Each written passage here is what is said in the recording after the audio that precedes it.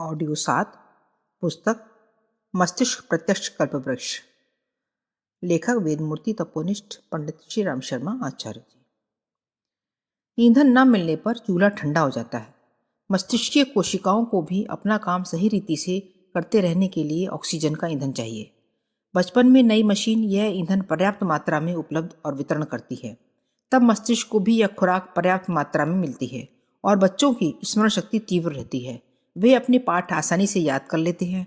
जैसे जैसे आयु बढ़ती है वैसे वैसे कोमलता घटती है और कठोरता बढ़ती है। फलतः ऑक्सीजन का उत्पादन वितरण घटता जाता है। अवयवों में जो कोमलता बचपन अथवा किशोरावस्था में होती है वह आयु बढ़ने के साथ घटती जाती है। ऑक्सीजन प्रवाह के मस्तिष्कीय कोशिकाओं तक पूरी तरह पहुंचने में व्यवधान उत्पन्न होता है। फलतः आयु के साथ स्मरण शक्ति घटती है। बुद्धिमत्ता समस्त स्मृतियों के मंथन का निष्कर्ष है। अस्तु उसकी मात्रा तो बढ़ती है, पर स्मरण शक्ति के संदर्भ में बच्चों की स्थिति की अपेक्षा बड़ी आयु वाले कमजोर ही पड़ते हैं। वृद्धावस्था में रक्त वाहिनियां कठोर पड़ जाती हैं और रक्त संचार उतनी अच्छी तरह नहीं हो पाता। फलतः मस्तिष्कीय कोशिकाएं पर्याप्त मात्रा में ऑक्सीजन न मिलने के कारण दुर्बल होती हैं। फलतः बूढ़े लोगों की स्मृति दिन दिन क्षीण होती जाती है। प्रायः वे अपने दैनिक उपयोग की वस्तुएं तक जहां तहां भूलने लगते हैं। परिचितों के नाम तक याद नहीं रहते हैं। वैज्ञानिक स्मृति संस्थान के घटकों की तुलना किसी प्रशिक्षित और घनिष्ठ सहयोग अनुशासन न कर चलने वाली सेना से करते हैं। मस्तिष्कीय साम्राज्य को सुसंचालित रखने के लिए कुशल कर्मचारियों की एक कुशल सेना नियुक्त है। सैनिकों अथवा इंजीनियरों का नाम है नर्व सेल्स तंत्रिका कोशिकाएं। इनकी संख्या प्रायः 14 अरब होती गई है। इनकी लघुता देखते ही बनती है। कार्य की महत्ता और आकार की लघुता को देखते हुए ईश्वर की महिमा वर्णन में कही जाने वाली उक्ति अणोरणयान महतो महियान मस्तिष्क तंत्र पर भी पूरी तरह लागू की जा सकती है। तंत्रिकाएं कोशिकाओं का आकार का 1 इंच के 11वें भाग से भी कम है और वजन की दृष्टि से वह 1 औंस का 6 खरबवां हिस्सा मात्र होती है। सेना के सभी सदस्यों को यूं पृथक काम करना पड़ता है, पर उसकी वास्तविक शक्ति सैनिकों के परस्पर मिलकर काम करने में और एक दूसरे के लिए आवश्यक साधन जुटाते रहने में सन्निहित रहती है। ठीक यही पद्धति तंत्रिका कोशिकाओं में काम करती है। उन्हें परस्पर जोड़े रहने का कार्य नर्व फाइबर अर्थात तंत्रिका तंतु करते हैं। इनके इंसुलेशन पूरी तरह इस संस्थान पर छाए हुए हैं और उनमें बिजली के इम्पल्स दौड़ते रहते हैं। यूं प्रत्येक कोश और तंतु अपने आप में महत्वपूर्ण और अपनी भौतिक विशेषता से संपन्न है, तो भी उन्हें मिलजुल कर ही अपना काम संपन्न करना पड़ता है। उनकी संयुक्त शक्ति से ही विभिन्न मानसिक प्रयास बनते और चलते हैं। इंद्रिय संस्थान से जो कोई भी सूचनाएं मस्तिष्क में पहुंचती हैं, उनका क्या उपयोग किया जाए, इसका मुकदमा मस्तिष्क मजिस्ट्रेट को तत्क्षण करना पड़ता है। यह अनायास ही नहीं हो जाता। इसके लिए अनेकों गवाहों, वकीलों, सबूतों, नजीरों, कानूनों की उसे देखभाल करनी पड़ती है। इस कार्य में तंत्रिका कोशिकाओं में संग्रह हुए अनुभव काम आते हैं। विभिन्न व्यक्तियों की कोशिकाएं पृथक पृथक प्रकार के अनुभव एवं अभ्यास संजोए रहती हैं, इसलिए उनके निर्णय भिन्न भिन्न प्रकार के होते हैं। एक ही प्रश्न पर लोगों के अलग अलग प्रकार के फैसले होते हैं। यह उनके कोश समूह के संग्रहित अनुभवों और अभ्यासों की भिन्नता पर निर्भर रहता है। इन कोशिकाओं के छोटे छोटे समूह होते हैं जो परस्पर मिलकर एक प्रकार का काम पूरा करने की दृष्टि से सक्षम और अभ्यस्त होते हैं। ये मंडलियां कभी कभी तो 10-10 हजार कोशिकाओं की टीम की तरह मिलजुल कर काम करती देखी गई हैं। सभी 14 अरब कोशिकाएं एक साथ तो काम धाम नहीं करती, पर सामान्य रूप से जो काम होता रहता है उसे भी जब इलेक्ट्रोएन्सेफेलोग्राफ जैसे यंत्रों से देखा जाता है तो लगता है खोपड़ी के भीतर भयंकर विद्युतीय तूफान उठते हैं और भारी हलचलें उत्पन्न करते हैं। अब तक बने कंप्यूटरों में जो सर्वश्रेष्ठ है उनमें 10 लाख से अधिक इकाइयां नहीं रखी जा सकीं और उनमें से प्रत्येक का संपर्क समीपवर्ती 5-6 के साथ ही जुड़ सकना संभव हो सका है, पर इसकी तुलना में मस्तिष्क की तुलना कर सकना अति कठिन है। यूँ मस्तिष्क एक है और उसके सभी घटक एक दूसरे के साथ पूर्णतया सुसंबद्ध हैं। टेप रिकॉर्डर पर कुछ आवाज़ें अंकित कर ली जाती हैं, इसके बाद वे चुप हो जाती हैं। आवश्यकता अनुसार उसे उत्तेजित करके फिर से सुना जा सकता है। मस्तिष्क एक प्रकार का टेप रिकॉर्डर है। उसमें असंख्य टेप की हुई घटनाएं स्मृतियों के रूप में अंकित हो जाती हैं। इसके बाद वे विस्मृत हो जाती हैं, किंतु फिर जब कभी आवश्यकता पड़े उन्हें फिर से उभारा जा सकता है। ये स्मृतियाँ ध्वनि और चित्र एवं संवेदनाओं के त्रिविध सम्मिश्रणों के रूप में होती हैं। टेप रिकॉर्डर तो मात्र आवाज ही अंकित करता है, पर मस्तिष्क की स्मृति कोशिकाओं पर दृश्य भी नोट होता है। इतना ही नहीं, जो भाव संवेदना उस समय प्रतीत हुई थी वह भी अंकित रहती है। समयानुसार यह चित्र धूमिल हो जाते हैं। 10 दिन पहले की घटना का विस्तार पूर्वक वर्णन किया जा सकता है, वैसा 10 वर्ष बाद नहीं हो सकता। तब तक वे अंकन काफी जीर्ण और धुंधले हो चुके होते हैं। अस्तु उनमें से जितना भी भाग याद रहता है जो अंकन के समय अधिक महत्वपूर्ण प्रतीत हुआ था और जिसने अधिक गहरी छाप छोड़ी थी। यहाँ एक बात और भी जानने योग्य है कि स्मृति अंकन के समय मस्तिष्क की क्या स्थिति थी। इस बात पर भी यह निर्भर करता है कि कितनी गहराई तक स्मरण को नोट किया गया है। उथले अंकन गहरे अंकनों की तुलना में जल्दी ही घट या मिट जाते हैं। कुछ मस्तिष्कों की जन्मजात बनावट ही बहुत थोड़ी होती है, वे काम चलाऊ स्मृतियां ही नोट कर सकते हैं। कई बार ऐसा भी होता है कि किसी शारीरिक कष्ट या मानसिक उद्वेग में मानसिक चेतना बुरी तरह उलझी रहती है या उपेक्षा उदासीनता का दौर रहा होता है। ऐसी दशा में जो जानकारियां मिल रही हैं वे या तो नोट हो ही नहीं पाती या फिर इतनी उथली होती हैं कि दोबारा फिर उन्हें आसानी से उभार सकना संभव नहीं रहता। मस्तिष्क विज्ञानी स्मरण शक्ति का आधार उस विद्युत धारा को मानते हैं जो संवाद वाहिनी तंत्रिकाओं में गतिशील रहती हैं। न केवल स्मृतियों का अंकन और पुनर्जागरण वरन मस्तिष्क की संरचना को अपने काम ठीक करने योग्य बनाए रहने में भी इसी विद्युत धारा की प्रधान भूमिका रहती है। विद्युत विज्ञान के छात्र आवर्तनशील विद्युत चक्र रिवॉल्विंग सर्किट की प्रक्रिया से परिचित होते हैं। नाड़ियों में रक्त परिभ्रमण की तरह कुछ विद्युत भी अपने कार्य क्षेत्र में प्रगतिशील रहती हैं। इस गति चक्र में कितना विद्युत आवेश और परिभ्रमण में कितनी गतिशीलता है, इन दोनों बातों पर यह निर्भर है कि स्मृतियों का स्थापन कितने और किस सीमा तक बना रहेगा। यह विद्युत स्वसंचालित और स्वनिर्मित होती है। मस्तिष्कीय तंत्रिकाओं की संरचना में सोडियम और पोटेशियम के आयन काम करते हैं। उनमें उथल पुथल शरीर के अन्य अवयवों की भांति होती रहती हैं। उसी सहज हलचल से मस्तिष्कीय विद्युत धारा उत्पन्न होती है और अपना काम करती रहती है। यह झीनी तो होती है, पर पूर्णतया अंत उसका तब तक नहीं होता जब तक कि जीव सत्ता का ही पूरी तरह अंत न हो जाए। मस्तिष्क की स्मरण शक्ति को प्रखर बनाने के लिए सामान्य सिद्धांत के रूप में यह मान्यता प्रतिपादित की जाती है कि जिस बात पर अधिक ध्यान दिया जाता है वह स्वभावतः विकसित होने लगती है और जिसकी उपेक्षा की जाती है उसका घटना भी सुनिश्चित है।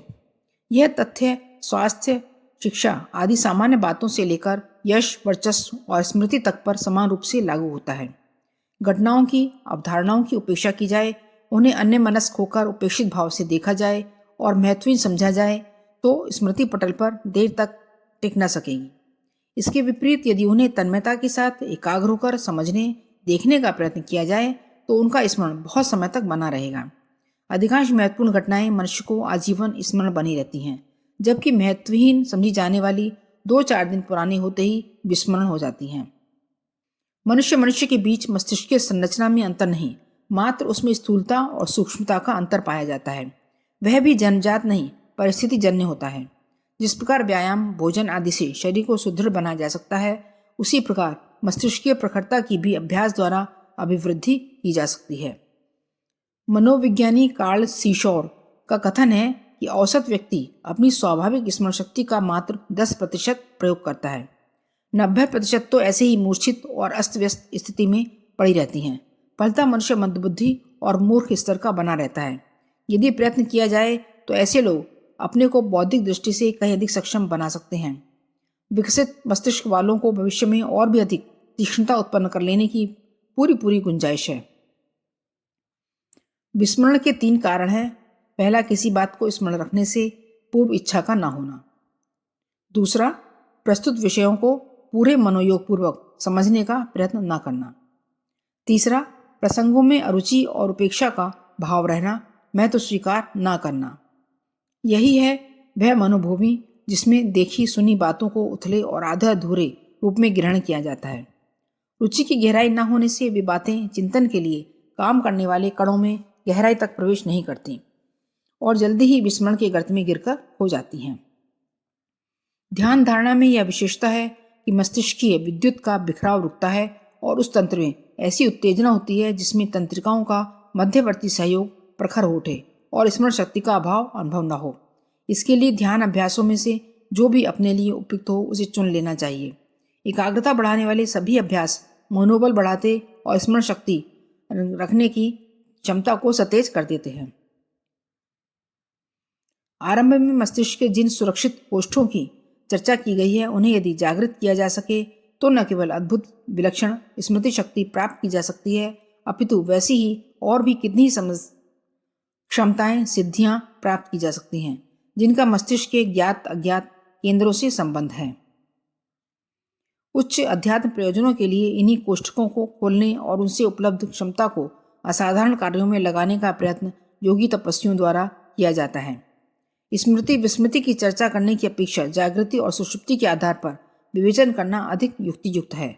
असावधानी, उपेक्षा और अनुत्साह की मनस्थिति रहेगी तो विस्मृति की शिकायत बनी ही रहेगी।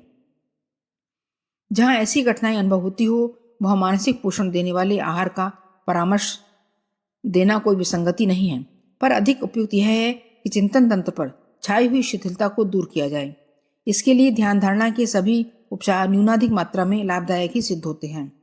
उपासना में ध्यान धारणा पर जोर देने के अनेक आध्यात्मिक लाभों के अतिरिक्त एक लाभ यह भी है कि उसे करते रहने पर मस्तिष्क की विभिन्न क्षमताओं और शक्तियों के भेद जागृत होते रहते हैं। शीर्षक: रुग्ण रहें या सुखी, मन मर्जी की बात है। मस्तिष्क निस्संदेह अद्भुत और विलक्षण क्षमताओं का भंडार है। परमात्मा की ओर से मनुष्य को दिए हुए इस कल्प वृक्ष के नीचे बैठकर भी कोई रोता घिघियाता ही रहे तो उसके लिए किसी वस्तु को दोषी नहीं ठहराना चाहिए। कल्प वृक्ष की यह विशेषता है कि उसके नीचे बैठकर कोई भी जो कुछ कामना करता है उसकी वह मनोकामना पूरी हो जाती है। पता नहीं ऐसा कोई कल्प वृक्ष है भी अथवा नहीं, पर मस्तिष्क के संबंध में यह विशेषता अक्षरशः सत्य है। अपने मस्तिष्क को मनचाही दिशा में मोड़कर उससे कुछ भी प्राप्त किया जा सकता है। सुख भी, दुख भी, समस्याएं भी, समाधान भी, रोग भी और स्वास्थ्य भी। कहने का अर्थ यह है कि मानसिक संतुलन साधकर अथवा गंवाकर हम बुरी परिस्थितियां स्वयं आमंत्रित करते हैं। वे किन्हीं बाहरी कारणों में से उत्पन्न नहीं होती। उदाहरण के लिए स्वास्थ्य को ही लिया जाए।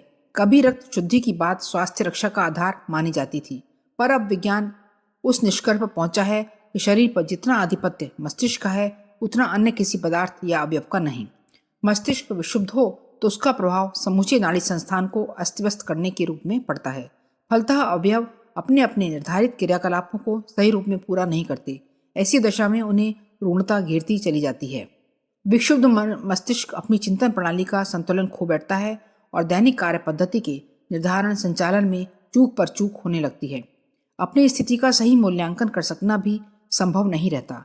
गिरे ढंग से सोचने पर निराशा छा जाती है और भविष्य डरावना और अंधकार में दिखने लगता है। ऐसे लोग उदासी, अकर्मण्यता एवं अस्त व्यस्तता के शिकार हो जाते हैं। यदि आवेश उत्तेजना का अतिवाद छाया तो फिर दुष्टता, दुस्साहस, आक्रोश एवं विग्रह की घटनाएं घटित होने लगती हैं। संपर्क में आने वालों के साथ व्यवहार अटपटे हो जाते हैं।